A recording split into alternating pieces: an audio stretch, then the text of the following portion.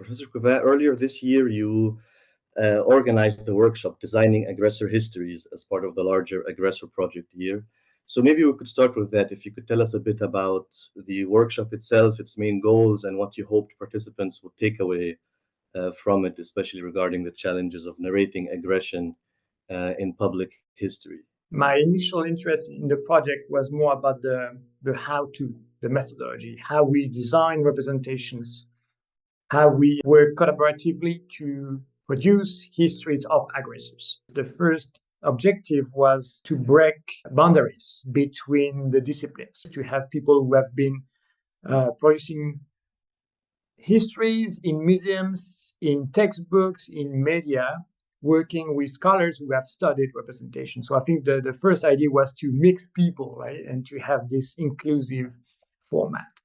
The second was to move away from the traditional approach that historians and scientists have, which is to study representations. The approach of the workshop was to talk about the how-to, how we produce representations and interpretations of aggressors in textbooks, in documentary films, in games, in video games. Public history is a growing field at the moment. How would you personally define it, and what are the key methodological approaches, especially in the different areas and countries you've worked in?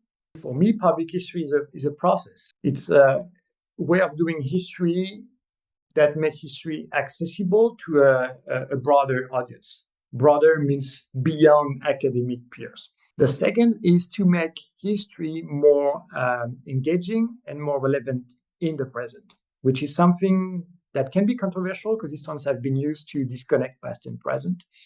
I don't. So I'm trying to make history engaging and useful and relevant in the present.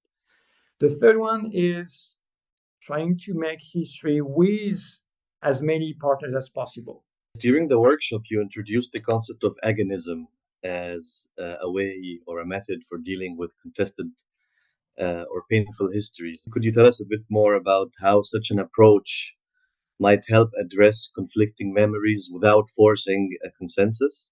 Agonism is a concept that doesn't come from historians. So as usual, historians have to be careful with concept. It comes from political scientists, and I find it useful, but as any concept, it sometimes clashes. It depends the context, depends the institution, depends the type of history. So it's not something that you can take out of the shelf and apply to any project. I find it useful because in my practice of public history, which is participatory, you work with a number of partners. And the more partners you have, the more interpretations of the past you have. It's natural, it's expected, and that's what you want. The more interpretations you have, the more chance you have to get conflicting interpretations, right? And we want it to clash. If it doesn't clash, it means that, there's something wrong, right? So for me, it's natural. The point with agonism is that you don't necessarily need to reach consensus. Agonism in public history doesn't mean that everything is true or that everything is valid. It means that conflicting interpretations are natural and can be an engine for, showing the complexity of understanding the past. Agonism is not relativism. It's not like everybody can have an opinion.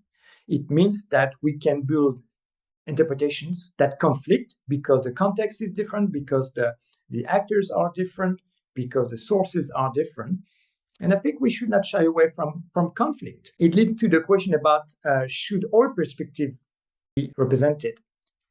And it's not up to me to decide. It really depends the objective. Are there recent public history projects that do engage with aggressor figures in historical memory? Some formats, some processes fit maybe better the multiple voices approach or the agonism approach. Monuments for me are problematic because they are not flexible, they are not providing by definition multiple voices. I think other formats like museums for sure, but also guided tours. Guided tours are perfect to show and engage multiple voice interpretations of the past. And we have new tours about, for example, slavery in Oxford or slavery in the Netherlands, in which the uncomfortable past, and that's one of the names of those tours, is shared with the public.